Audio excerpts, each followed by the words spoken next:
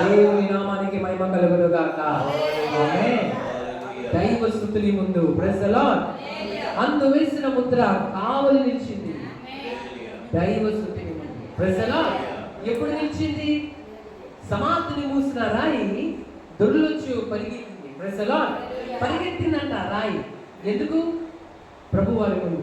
దానిని మనం ఈస్టర్ గా దినక్షంతేగా జరుపుకుంటాం, పునరుద్ధాన దినముగా జరుపుకుంటాం.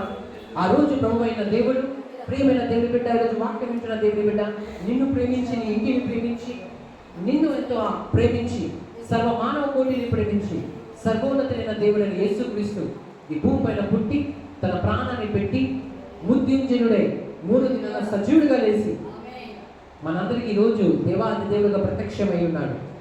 ఆయన నిన్ను నన్ను ఎంతో ప్రేమిస్తున్నాడు. ఆయన నిన్ను నన్ను ఎంతో ఆదరిస్తున్నాడు. మన కన్నీటిని తుడిచేవాడు నేను ప్రకటిస్తున్న యేసుక్రీస్తు. మన జీవితాలను బాగు చేయవాడు నేను ప్రకటిస్తున్న యేసుక్రీస్తు. నీ జీవితంలో ఒక వెలుగును తీసుకురాగలడు నేను ప్రకటిస్తున్న యేసుక్రీస్తు. ఆయనను విశ్వసించినచో ఖచ్చితంగా మీ జీవితంలో శాంతి, సమాధానం దొరుకుతుంది. మీ మనసుకు నెమ్మది దొరుకుతుంది. మీరు ఎదుర్కొంటున్న ప్రతి పరిస్థితి మీద కూడా మీకు జయము దొరుకుతుంది. ఆయన స్తుతించి, ఆయన విశ్వసించినప్పుడు సిగ్గునందకు ఖచ్చితంగా నిన్ను దీవిస్తాడు, ఆశీర్వదిస్తాడు. నిన్ను, నీ పిల్లలు కూడా ఆయన దీవిస్తాడు. హల్లెలూయా.